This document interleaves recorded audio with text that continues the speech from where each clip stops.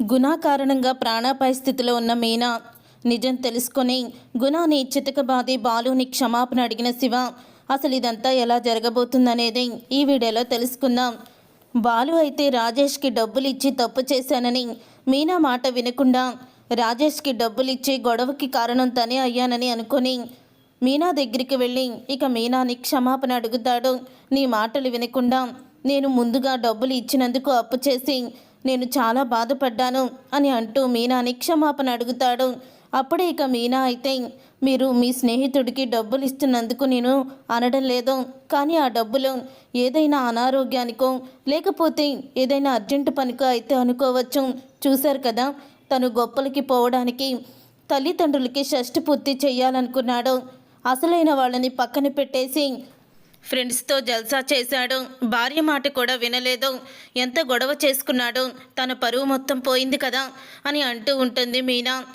అప్పుడు ఇక రాజేష్ ఎప్పుడు కూడా ఇలా చేయడు, ఎందుకు ఇలా పొరపాటు జరిగింది, ఎప్పుడు కూడా నన్ను అవమానించి లేకపోతే నన్ను మోసం చేసి ఏ పనులు కూడా వాడు చేయడు అని అంటూ ఉంటాడు. బాలు అయితే ఇప్పుడు కూడా ఇక స్నేహితుడిని నమ్ముతున్నారనమాట అని అంటూ ఉంటుంది మీనా.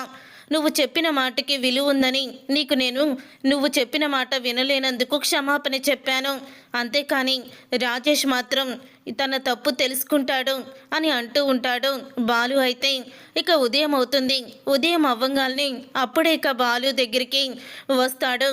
డబ్బులు తీసుకొని రాజేష్ అయితే డబ్బులు తీసుకొని వచ్చి రాజేష్ ఇలా అంటూ ఉంటాడు.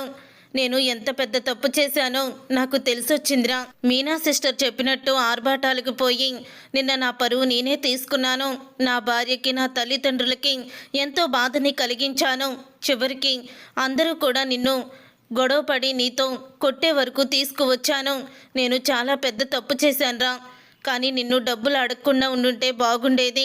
ఆ డబ్బులు మీనా చెల్లి చెప్పినట్టు నా దగ్గర లేవు, ఇప్పుడు నేను సర్దలేను అని నువ్వు నాకు డబ్బులు ఇవ్వడం మానేసినా కూడా ఈ గొడవ జరిగేది కాదు.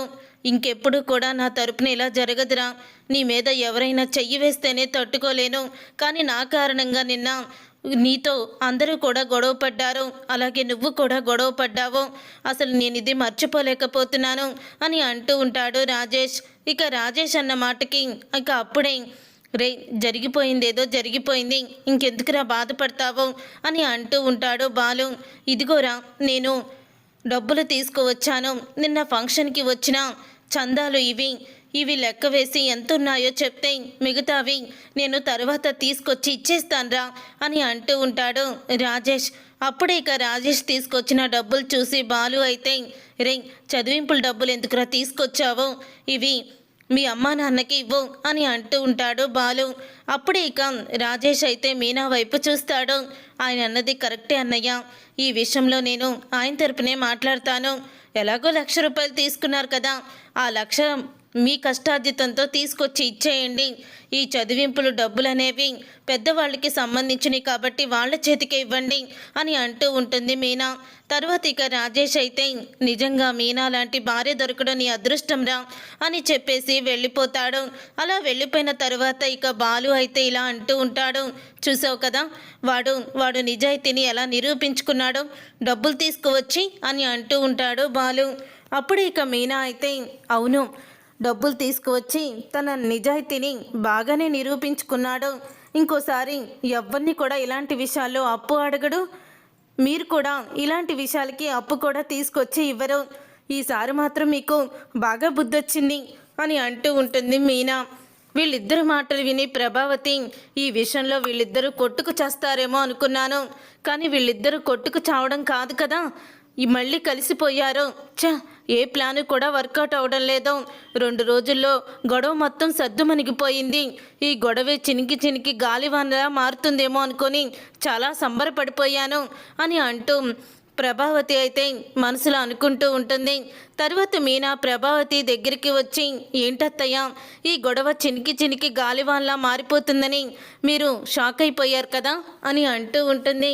అబ్బే అలాంటిదేమీ లేదే అని అంటూ ఉంటుంది ప్రభావతి.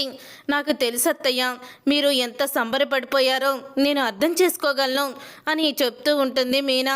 ఏంటి నువ్వు అర్థం చేసుకునేది? వెళ్ళి వంట పని చూసుకో అని మీనాని లోపలికి పంపించేస్తుంది ప్రభావతి. అమ్మో, ఇది ఆవలిస్తే పేగులు లెక్క పెట్టే అంత తెలివితేటలు మీరిపోయింది. దీని దగ్గర కొంచెం జాగ్రత్తగా ఉండాలి అని అనుకుంటూ ఉంటుంది ప్రభావతి. తర్వాత మీనా పూల డెలివరీ కోసం అని ఇవ్వడానికి వెళ్ళి అలాగే పార్వతి వాళ్ళ ఇంటికి అంటే తన పుట్టింటికి అయితే వెళ్తుంది. అలా పుట్టింటికి వెళ్ళిన తర్వాత పార్వతి అయితే వీడు ఇలాంటి అలవాట్లు నేర్చుకుంటాడని నేను కలలో కూడా అనుకోలేదే. వీడి జీవితాన్ని ఎంత నాశనం చేసుకుంటున్నాడో అని పార్వతి ఏడుస్తూ ఉంటుంది సుమతితో చెప్పి. అప్పుడే ఇక మీనా రావడం చూసి అక్కొస్తున్నట్టుందమ్మా అని అంటూ ఉంటుంది సుమతి. ఇక పార్వతి గబగబా కళ్ళ నీళ్లు తుడుచుకుంటుంది. అప్పుడు ఇక మీనా అయితే పార్వతి దగ్గరికి వచ్చి ఏం చేస్తున్నారమ్మా అని అడుగుతూ ఉంటుంది. అప్పుడే పార్వతి కళ్ళల్లో నీళ్ళైతే కనిపిస్తాయి.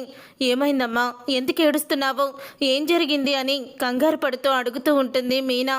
ఏం లేదమ్మా, నేనే అడవడం ఏంటి, ఏదో ఉల్లిపాయలు కట్ చేశానంతే, అందుకని కళ్ళంట నీళ్ళు వస్తున్నాయి అని అంటూ ఉంటుంది. పార్వతి అయితే అది కాదక్క అని సుమతి చెప్పబోతుండగా నువ్వు ఆగవే సుమతి అని అంటూ ఉంటుంది పార్వతి. ఏమ్మా, మీ బాధని కూడా చెప్పుకోలేనంత పరాయిదాన్ని అయిపోయానా? దాది ఏదో చెప్తూ ఉంటే దాన్ని ఆపేస్తున్నావు అని అంటూ ఉంటుంది మీనా.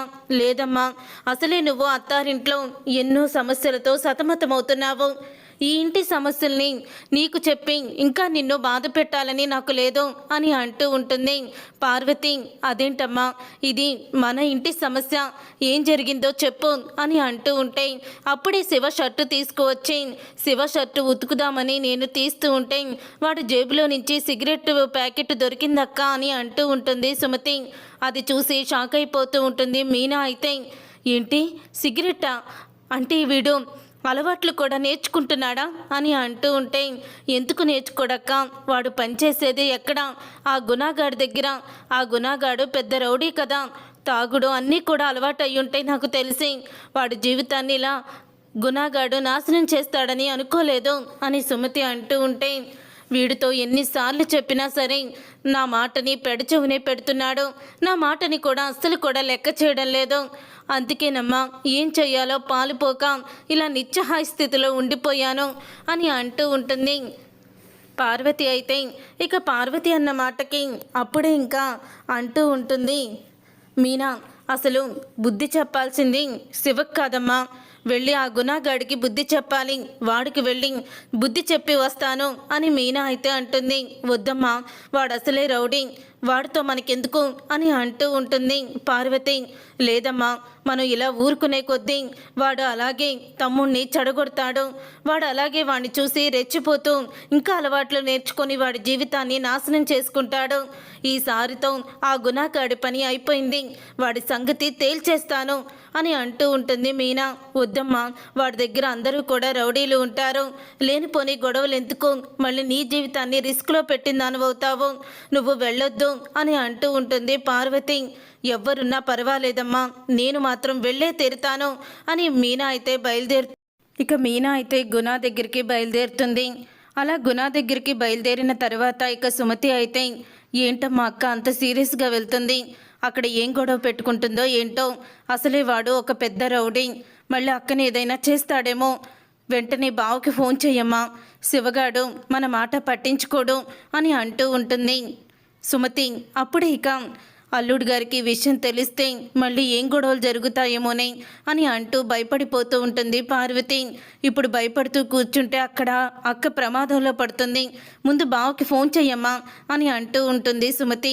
అప్పుడే పార్వతి అయితే బాలుకి ఫోన్ చేస్తుంది. చెప్పండి అత్తయ్య అని అంటూ ఉంటాడు బాలు. బాబు, మీనా వినకుండా గుణాతో గొడవ పెట్టుకుంటానని వెళ్ళింది బాబు ఒంటరిగా అని అంటూ ఉంటుంది పార్వతి. గుణాగాడితో గొడవ పెట్టుకోవడానికి వెళ్ళిందా, ఏం జరిగింది అని అంటూ ఉంటాడు బాలు. అదే వాడు అన్ని అలవాట్లు నేర్చుకుంటున్నాడు, దానికి కారణం గుణానే అని వాడికి వార్నింగ్ ఇస్తానని వెళ్ళింది అని అంటూ ఉంటే అసలు ఒంటరిగా తను వెళ్తుంటే మీరెందుకు పంపించారు అని అంటూ ఉంటాడు బాలు. ఎంత చెప్పినా వినిపించుకోలేదు బాబు, ఒక్కసారి మీరు వెళ్ళండి అని అంటూ ఫోన్ అయితే పెట్టేస్తుంది పార్వతి. ఈ మీనా ఎందుకో ఇంత మొండిదానిలా ప్రవర్తిస్తుంది అని ఫోన్ అయితే చేస్తాడు. ఫోన్ అయితే బాస్కెట్లో పెట్టేసుకుంటుంది, కానీ ఫోన్ లిఫ్ట్ చేయదు. అప్పుడే బాలు అయితే ఫోన్ కూడా లిఫ్ట్ చేయడం లేదు. అసలు ఏం చెయ్యాలి అని అనుకుంటూ ఇక వెంటనే బాలు అయితే బయలుదేరుతాడు. మీనా గుణ దగ్గరికి వెళ్ళి, రేయ్ గుణ అని అంటూ ఉంటే, రాక్క ఎలా ఉన్నావో, ఏంటి నాతో ఉన్న పని అని అడుగుతూ ఉంటాడు. ఎవర్రా నీకు అక్క, ఎందుకురా నా తమ్ముడిని చెడగొడుతున్నావో, వాడు చదువుకొని మంచి ఉద్యోగం చేసి భవిష్యత్తులో ఎదగాలనుకునేవాడిని చెడగొట్టావు కదరా అని అంటూ ఉంటే, ఏంటక్క నువ్వు మాట్లాడేది, శివ నా తమ్ముడు లాంటివాడు, వాణ్ణి నేనెందుకు చెడగొడతాను అని అంటూ ఉంటాడు. గుణ అయితే, రే తమ్ముడేంట్రా, అసలు వాడితో నీకెందుకురా, వాడు వయసు ఎంత నీ వయసు ఎంత అని అంటూ ఉంటుంది. మీనా, ఈరోజు వాడు షర్టు జేబులో సిగరెట్ దొరికింది, మీ జట్టుతో చేరే కదరా, నీ దగ్గర చేరేవాడు ఇలాంటి అలవాట్లు నేర్చుకున్నాడు, దేవుళ్ళంటి బావుని కూడా ఎదిరిస్తున్నాడు అని అంటూ ఉంటుంది మీనా. నా తమ్ముడిని ఇక నీ దగ్గర నుంచి పనిలో నుంచి తీసేయి, లేకపోతే ఏం చేస్తానో నాకే తెలీదు అని అంటూ ఉంటుంది మీనా. అప్పుడే గుణ ఇలా చెప్తూ ఉంటాడు సమాధానం. ఏంటి సిగరెట్ కాల్చినందుకే అంతలా కోప్పడిపోతున్నావు, వాడు మగాడే కదా, సిగరెట్ కాలుస్తుల్లో తప్పేముంది, నువ్వు సిగరెట్టే చూసావా, నాతో వాడు మందు కూడా కొడతాడు అని అంటూ ఉంటాడు గుణ. ఆ మాట విని గుణ చంప పగలగొడుతుంది మీనా. నీలాంటి వాడిని ఏం చెయ్యాలో నాకు బాగా తెలుసురా అని అంటూ ఉంటే, నా చంపే పగలగొడతావా అని ఇక మీనాని పక్కకి గెంటేస్తాడు. దాంతో ఇక మీనా అయితే గోడకి తగిలి తలకైతే రక్తం వస్తూ ఉంటుంది. ఈలోగా బాలు అయితే వస్తాడు. ఇక బాలు అయితే ఇక మీనాని చూసి, నా భార్యని కిందకి నెట్టేస్తావా అంటూ ఇక గుణాన్ని చితకబాస్తాడు. అప్పుడే ఇక, ఏమండి ఊరుకోండి, రండి వెళ్దాం అని అంటూ మీనా అయితే దెబ్బ తగిలిన తర్వాత కూడా పైకి లేచి బాలుని ఆపుతుంది. గుణాన్ని కొడుతూ ఉంటే అప్పుడే ఇక బాలు అయితే మీనా తలవైపు చూసేసరికి అప్పుడే రక్తం అయితే వస్తూ ఉంటుంది. మీనా, ఏంటి మీనా, తలక రక్తం ఏంటి అని అడుగుతూ ఉంటాడు. వాడు నెట్టేయడంలో కింద పడిపోయేసరికి ఆ గట్టు తగిలేసిందండి అని అంటూ ఉంటుంది మీనా. ఇక చెప్పేసి మీనా స్పృహ కోల్పోతుంది. రే, నీ కారణంగా నా భార్య ఇప్పుడు దెబ్బ తగిలి స్పృహ కోల్పోయింది, తనకేదన్నా జరగరాంది జరగాలి, నువ్వు నా చేతిలో చచ్చావే అని అంటూ ఉంటాడు బాలు. తర్వాత మీనాని తీసుకొని హాస్పిటల్కి అయితే వెళ్తాడు. వెళ్ళిన తర్వాత ఇక మీనాకి స్పృహ అయితే వస్తుంది. స్పృహలోకి వచ్చిన మీనాని చూసి బాలు అయితే, నీకేమన్నా పిచ్చి పట్టిందా, ఎందుకు ఒకదానివే వాడి దగ్గరికి వెళ్ళావో, నాకు కనీసం చెప్పాలని నీకు అనిపించలేదా, టైంకి నేను వచ్చాను కాబట్టి సరిపోయింది, లేకపోతే వాడు నిన్ను చంపేనన్నా చంపేసేవాడు అని అంటూ ఉంటాడు బాలు. అమ్మ మీనా అంటూ పార్వతి సుమతి ఇద్దరూ కూడా వస్తారు. నేను వెళ్ళేటప్పుడు చెప్తూనే ఉన్నాను కదమ్మా, ఒంటరిగా వెళ్ళొద్దని, ఎందుకు వెళ్ళావు, చూడు నీకు ఎలాంటి పరిస్థితి వచ్చిందో అని ఏడుస్తూ ఉంటుంది. పార్వతి అయితే, ఇదంతా మీ అబ్బాయి వల్లే, వాడు గుణాతో చేతులు కలిపిన మూలనే ఇలా జరిగింది అని అంటూ ఉంటే ఇంతలో ఇక శివ అయితే హాస్పిటల్కి వస్తాడు. నేను టైంకి వెళ్ళకపోతే ఆ గుణ మీనాని చంపేసేవాడు అని బాలు అంటూ ఉంటాడు. వాళ్ళ మాటల్ని చాటుగా విన్న శివ, అసలు గుణ ఎందుకు మా అక్కని కొట్టాలని చంపాలని చూశాడు, వెళ్ళి గుణానే అడుగుతాను అని శివ అయితే మళ్ళీ గుణ దగ్గరికి అయితే వెళ్తాడు. అలా గుణ దగ్గరికి వెళ్ళి, ఎందుకు మా అక్కని కొట్టావు, నీ కారణంగా మా అక్క తలకి దెబ్బ తగిలింది అని అంటూ ఉంటాడు శివ. అప్పుడే గుణ అయితే, తనే నెట్టేశానంటే మళ్ళీ తన మీద బ్యాడ్ ఒపీనియన్ వస్తుందేమో శివకి అని, అసలు నేనెక్కడ నెట్టాను శివ, వచ్చాడు బాలు వచ్చి నన్ను చితకబాదాడు, తరువాత అడ్డొచ్చింది మీ అక్క, అప్పుడు మీ అక్కని మీ బావే తోసేశాడు, దాంతో తనకి తలకి రక్తం తగిలింది, అంత కోపం ఏంటి నీకు అని నేను నిలదీశాను కూడా అని రివర్స్లో అయితే చెప్తాడు.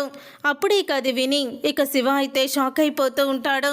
ఇక శివ షాక్ అయిపోతూ మా బావ సంగతి చెప్తాను అని వెనక్కి వెళ్ళిపోతూ ఉంటే అందులో పనిచేసే అతను, లేదన్నా మీ అక్కని కొట్టింది ఈ గుణ అన్నే, చూడు వీడియో, తెలియకుండా వీడియో తీశాను అని వీడియో అయితే చూపిస్తాడు. ఇక ఆ వీడియో చూసి షాక్ అయిపోతూ ఉంటాడు శివ. ఇక వెనక్కి అయితే వస్తాడు. నువ్వే కదా మా అక్కని కిందకి తోసేసి చంపాలని చూసింది, మా అక్కని చంపాలని ఎలా అనుకున్నావు? పైగా మా బావే మా అక్కని తోసేశాడని నా దగ్గర అబద్ధం చెప్తావా? ఇన్ని రోజులు నిన్ను ప్రాణ స్నేహితుడిగా కాకుండా ఒక సొంత మనిషిగా కన్నా ఎక్కువగా చూసుకున్నాను. నా కుటుంబం వాళ్ళని నిన్ను ఎన్నిసార్లు వదిలేయమన్నా వాళ్ళని మాటలు అన్నాను తప్ప నిన్ను వదలలేదు. చివరికి నువ్వు మా అక్క ప్రాణాలే తీయాలని చూస్తావా? నిన్ను నేను వదిలిపెట్టను అని కాలర్ పట్టుకుంటాడు గుణాది. అప్పుడే ఇక గుణ అయితే, రే శివ, నువ్వు నా దగ్గర పనిచేస్తున్నావన్న విషయం మర్చిపోకు, వదలరా అని అంటూ ఉంటే, నీ దగ్గర ఎవడు చేస్తాడ్రా? ఇంకా అసలు నీ దగ్గర పని చేయాల్సిన అవసరం కూడా నాకు లేదు. మా అక్క కోరుకున్నట్టే కాలేజీకి వెళ్తాను, జాబ్ సంపాదించుకొని నా కుటుంబాన్ని పోషించుకుంటాను. ముందు నుంచి మా అక్క నీది చెప్తూనే ఉంది, వడ్డీ వ్యాపారంతో ప్రజల ప్రాణాలు తీసి ఆ దుర్మార్గుడు చేత్తో నువ్వు చేతులు కలుపుకో అని. కానీ నేనే నీ మాటలకి లొంగిపోయి మా అక్క మాటలు నేను వినిపించుకోలేదు. చెప్తున్నాను విను, ఇంకెప్పుడు కూడా నా జోలికి రావద్దు. నా డబ్బులు నీ దగ్గర 2 లక్షలు ఉన్నాయి, అవి ఇచ్చేసాయి. ఇక నీకు నాకు ఎటువంటి సంబంధం లేదు అని అంటూ ఉంటే, ఆ మాట విని గుణ అయితే కోపంతో రెచ్చిపోతూ ఉంటాడు, రగిలిపోతూ ఉంటాడు. తర్వాత ఇక హాస్పిటల్కి అయితే వస్తాడు శివ హాస్పిటల్కి వచ్చాక శివని కొడుతుంది పార్వతి. అప్పుడే స్పృహలోకి వచ్చిన మీనా శివని చూసి, అమ్మ వదిలేమ్మా అని అంటూ ఉంటుంది. అప్పుడే ఇక బాలు కూడా ఇప్పుడు ఆవేశపడి, ప్రయోజనం ఏమీ లేదత్తయ్య అని అంటూ ఉంటాడు. అప్పుడే ఇక బాలు దగ్గరికి వెళ్ళి బాలు కాళ్ళు పట్టుకుంటాడు శివ. బాలు కాళ్ళు పట్టుకొని, నన్ను క్షమించు బావా, నీ గొప్పతనాన్ని నీ మంచితనాన్ని అర్థం చేసుకోలేక ఆ రౌడీతో చేతులు కలిపి నా జీవితాన్ని నేనే నాశనం చేసుకోవాలని చూశాను అని అంటూ ఉంటే, అప్పుడే ఇక ఆ మాట విని ఎంతో ఆనందపడిపోతూ ఉంటుంది పార్వతి. అయితే ఇక మీనా కూడా, రే శివ నువ్వేనా అని అంటూ ఉంటే, అవునక్క, వాడు నిన్ను ఎప్పుడైతే కొట్టాడో అప్పుడే నాకు వాడు విరోధి అయిపోయాడు. నేను ఇక నుంచి గుణ దగ్గర పని మానేస్తున్నాను, శ్రద్ధగా చదువుకొని జాబ్ చేసి అమ్మని సుమతిని చూసుకుంటాను అని అంటూ ఉంటాడు శివ. అయితే నీలో ఈ మార్పు కోసమేరా నేను ఇన్ని రోజులు కూడా ఎదురు చూసింది అని అంటూ బాలు అయితే శివని దగ్గరికి తీసుకుంటాడు. దెబ్బ తగిలితే తగిలింది, కానీ నీలో మార్పు వచ్చిందిరా, అంతే చాలు అని అంటూ ఉంటుంది మీనా. నీకే నువ్వు బాగానే చెప్తావో, నీకేమైపోతుందో, మళ్ళీ స్కానింగ్ అంటున్నారు, స్కానింగ్లో ఏం చెప్తారో అని నాకెంత భయమేసిందో తెలుసా? మీ తమ్ముడిని మార్చడానికి నువ్వు పెద్ద సాహసమే చేశాను అనుకుంటున్నావో, కానీ నిన్ను కాపాడుకోవడానికి నేనెంత సాహసం చేయాల్సి వచ్చిందో అని అంటూ ఉంటాడు బాలు. చూసారుగా ఫ్రెండ్స్, రాబోయే కథలో ఖచ్చితంగా ఇలాగే జరగబోతుంది. మరి ఇలాగే జరగాలని మీరైతే కోరుకుంటున్నారా? అయితే వీడియోని తప్పకుండా లైక్ చేసి ఛానల్ని సబ్స్క్రైబ్ చేసుకొని పక్కనే ఉన్న గంట సింబల్పై ఆల్ని క్లిక్ చేయండి. అప్పుడే మేము పెట్టే ప్రతి వీడియో మీరు మిస్ కాకుండా చూసేవచ్చు.